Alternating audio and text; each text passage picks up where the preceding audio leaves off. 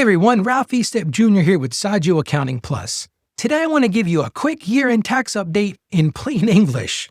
Because starting in tax year 2025, there are several changes that may affect your return. And remember this, 2025 taxes are actually filed in 2026. My goal today is simple. I want to help you understand what's changing. I want to help you know what you'll need at tax time, and I want to help you avoid any surprises. And one quick business note. Our client base has been growing and we're grateful for that. But it also means that tax appointments are going to fill up earlier.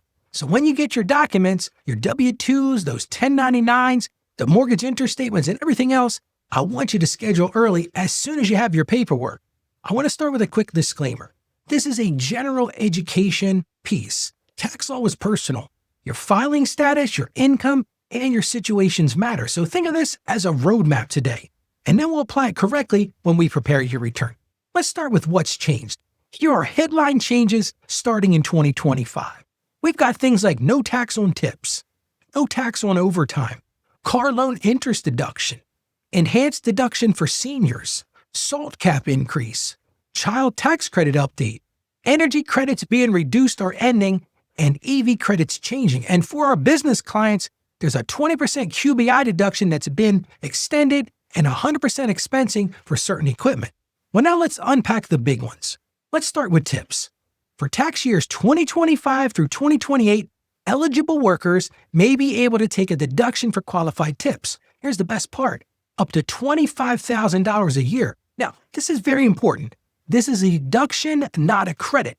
So it reduces your taxable income. It's not dollar for dollar, and the benefit depends on your tax bracket. So let's talk about what counts as qualified tips. Qualified tips are generally voluntary cash tips, charge tips, and tips received through tip sharing. But reporting matters. To qualify, tips must be properly reported. Now that could be on your W-2 form, on a 1099 form, another statement, or sometimes reported by you on Form 4137. Let's talk about the income limits, because this deduction begins to phase out when income is above $150,000 in single or $300,000 married filing jointly. Now, let's talk about who may not qualify. There are limitations, especially for certain self-employed work classified as SSTB under the Section 199A rules. Now you're thinking, what is that? Don't worry. That's our job to evaluate when we prepare your return. If you earn tips, here's what I want. Your W-2 and 1099s. Any year-end tip summaries from your employer.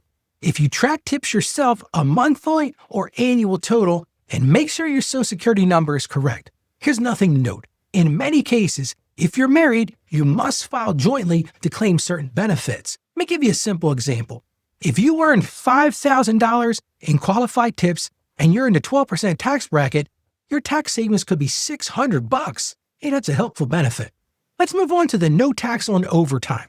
For 2025 through 2028, eligible taxpayers may deduct qualified overtime compensation, up to $12,500 per year for single taxpayers and $25,000 per year for married filing jointly. But here's the key detail. It's not your whole overtime check. It's generally the portion that exceeds your regular rate of pay, like the half part or what we call the time and a half part, when it's required under the Fair Labor Standards Act. Now, there are income limits for this one as well, just like tips. It phases out above $150,000 in single or $300,000 married filing jointly. Let's talk about reporting. Employers are going to have new reporting requirements to show qualified overtime pay. Here's a practical takeaway. When you get your W-2 form and your employer provides a breakdown, I want you to save it, send it over to us, and include it with your tax documents. Let me give you a simple example.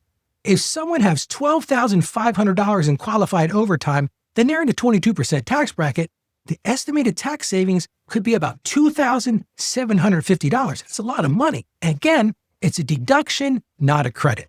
Now let's talk about the one that creates the most confusion, car loan interest.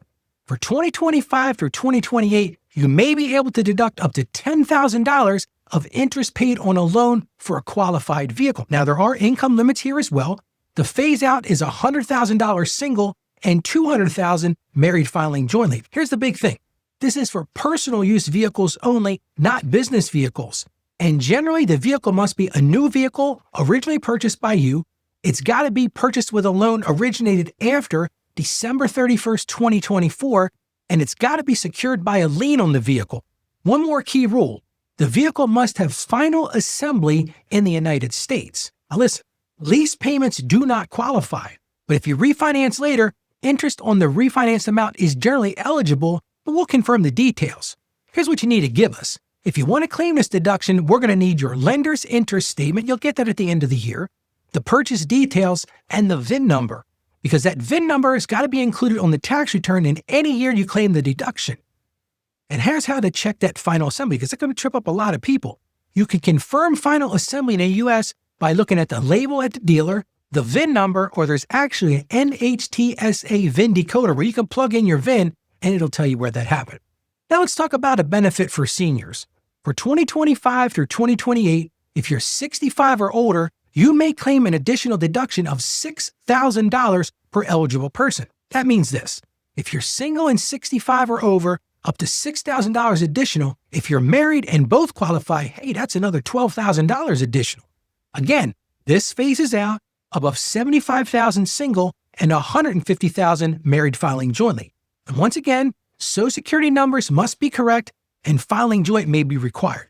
Now, a few other things you should know. Let's talk about that SALT cap increase. SALT is the state and local taxes. That's your income taxes, your sales tax, and property taxes. Now, that's been capped at $10,000 for the last few years. But for 2025 to 2028, that cap increases to $40,000 for many taxpayers, generally up to $500,000 of income, with phase-outs above that. So homeowners in particular may see meaningful changes here. Let's move on to the child tax credit. Starting in 2025, the child tax credit increases to $2,200 per child under age 17, and it's going to adjust for inflation. But here's an important change. To claim it, the taxpayer and the child must have valid Social Security numbers. Let's move on to energy credits. Many home energy credits will end for improvements placed in service after 2025. So 2025 may be the last year for certain credits. Now, if you've got an EV, let's talk about EV credits. The clean vehicle credit changes, and many EV purchases after September 30th, 2025 no longer qualify. But if you bought the vehicle before that date, you may still qualify depending on the situation. Let's talk about unreimbursed employee expenses. They are still not deductible, and that change now becomes permanent. Let's talk about self-employed taxpayers. You can still deduct legitimate business expenses, including home office expenses. Here's two big items for many business owners. The 20% QBI deduction has been extended, and 100% expensing in certain equipment purchases is made permanent. Now let's make this practical. Here's your tax prep ready checklist. A lot of people always ask us, what do I need, Ralph? When your documents arrive, gather your W-2s and 1099s, your Social Security 1099 or any 1099-Rs for retirement, your mortgage interest statements, your property tax totals, and state and local income tax totals.